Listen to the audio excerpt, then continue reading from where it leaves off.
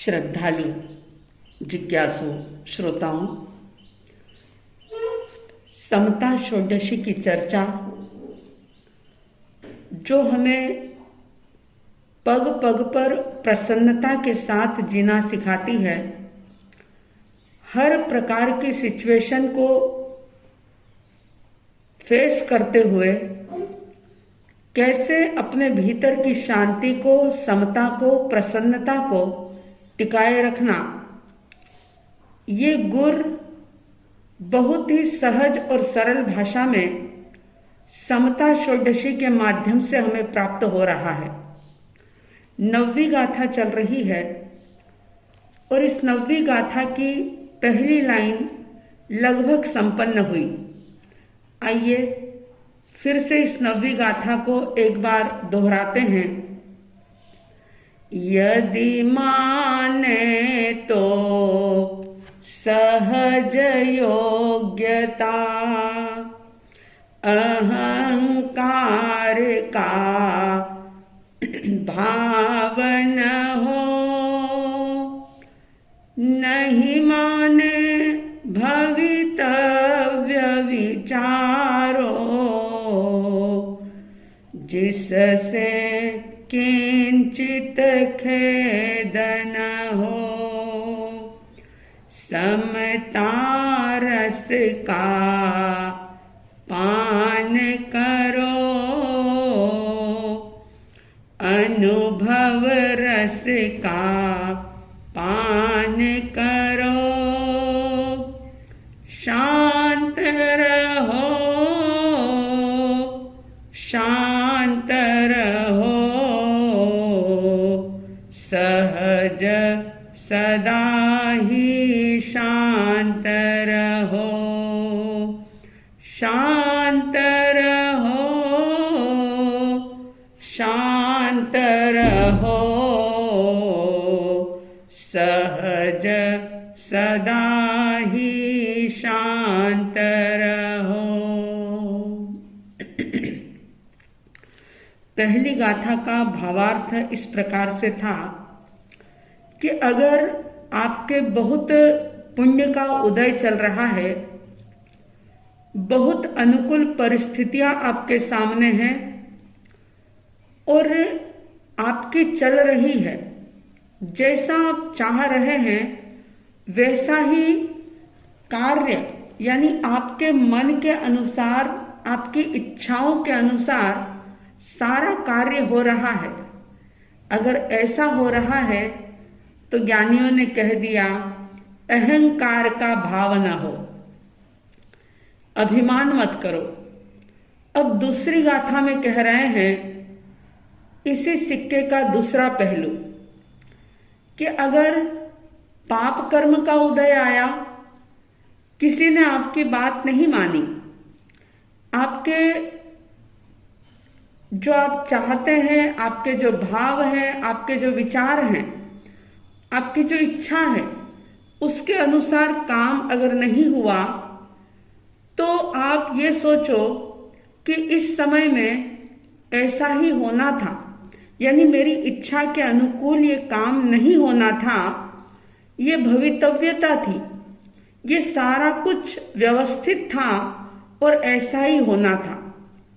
अगर आप ऐसा समझ लेंगे तो मन शांत रहेगा और बिल्कुल भी आप खेद खिन्न नहीं होंगे, यानी कि दुखी नहीं होंगे।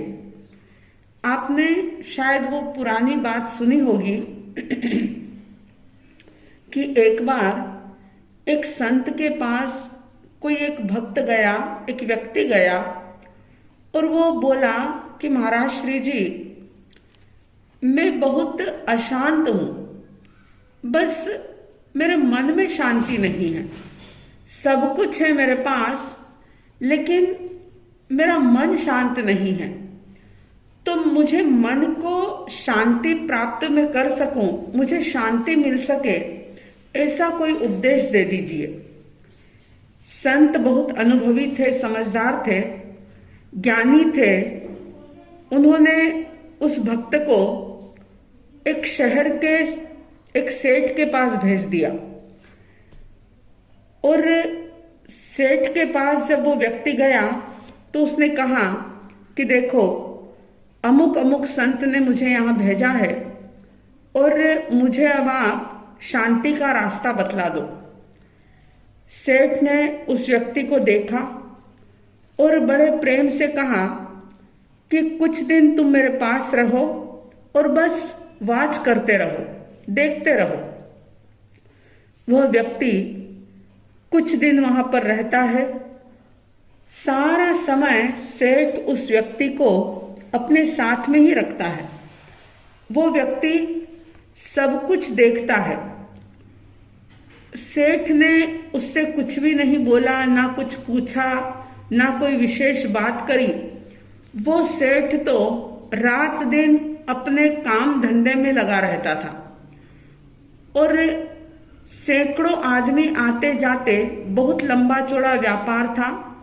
बहुत सारे मुनीम, गुमाश्ते आदि थे जो कि बही खातों का ढेर लगा करके सेठ के सामने बैठे रहते थे।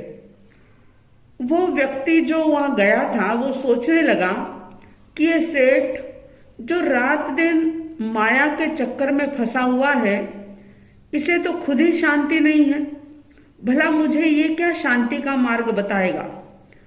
गुरुजी ने, मुनि जी ने मुझे कहाँ भेज दिया। थोड़ा वो भीतर से परेशान हुआ। देखता है कि एक दिन सेठ बैठे हुए थे, उनके पास ही वो व्यक्ति भी बैठा हुआ था। एक मुनि घबराया हुआ, भागता हुआ आता है और कहता है कि सेठ जी, गजब हो गया।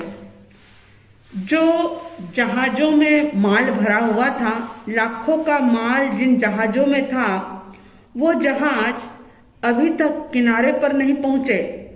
ऐसा लगता है कि कहीं समुद्री तूफानों में वो जहाज डूब गए हैं।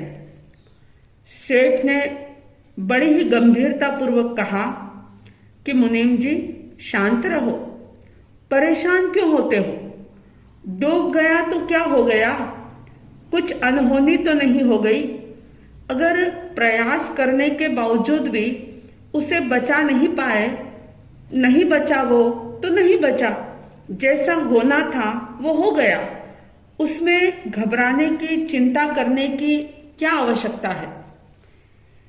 ये बात सेठ ने गुमाश्ते को, मुनीम जी को कही और अभी ये बात किए कुछ ही दिन बीते थे। कुछ दिनों के बाद वो ही मुनीम जी फिर से दौड़े दौड़े आए, खुशी से नाच रहे हैं, उछल रहे हैं और कह रहे हैं कि सेठ साहब, बहुत बड़ी खुशखबरी है कि जो जहाज हम समझ रहे थे कि डूब गए हैं, वे सारे जहाज सुरक्षित रूप से किनारे पर पहुंच गए हैं और माल उतरने से पहले ही उनके दाम जो हैं, उनके भाव, उनके रेट दुगने हो गए हैं। यानी कि 25 लाख का माल 50 लाख में बिक जाएगा, इतना प्रॉफिट हो गया है। सेठ फिर भी शांत थे, गंभीर थे। सेठ ने उसी शांत मन से कहा कि ऐसी क्या बात हो गई, अनहोनी तो कुछ नहीं हुई, फिर फिजूल में इतना इतराना फूलना किस बात का। ये लाभ नुकसान, ये प्रॉफिट लॉस, ये तो अपनी अपनी नियति से होते रहते हैं, हम क्यों इनके पीछे रोए या हंसे।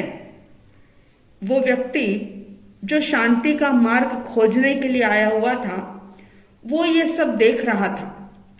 सेठ के इस व्यवहार से, इस सोच से उसका भीतर जाग गया, वो प्रबुद्ध हो गया और सोचने लगा, क्या गजब का आदमी है। 25 लाख का नुकसान हुआ, लॉस हुआ तो भी शांत, और 50 लाख का प्रॉफिट हुआ तो भी शांत। ना तो दीनता का भाव है और ना अहंकार का। दीनता और घमंड, ये दोनों तो इनको छूते भी नहीं हैं, कहीं भी इनको रोमांच नहीं होता। ये गृहस्थ है या कोई परम योगी है, उस व्यक्ति ने सेठ के चरण को छू लिया और कहा कि मुनि जी ने मुझे बिल्कुल ठीक जगह पर भेजा है कि जिस शांति की मैं खोज कर रहा था, सच में वो शांति का मूल मंत्र मुझे मिल गया। जीवन में शांति कैसे मिले ये मैं समझ गया। कोई शांतिनाथ भगवान के नाम की माला फेरने से शांति नहीं मिलेगी। शांति मिलती है व्यक्ति की समझ से, उसके ज्ञान से, उसके विवेक से। सत्य की समझ जब हो जाती है तो व्यक्ति कभी भी दुखी नहीं होता। साधन जो है वो व्यक्ति को सुखी नहीं करते, लेकिन सत्य का बोध जो है वो व्यक्ति को निश्चित रूप से सुखी करता है।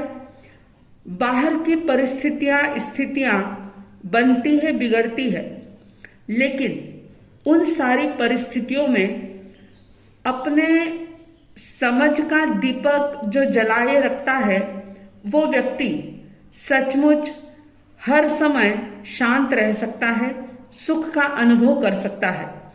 तो इस दूसरी लाइन में, 9वीं गाथा की दूसरी लाइन ये कह रही है, नहीं माने भवितव्य विचारो,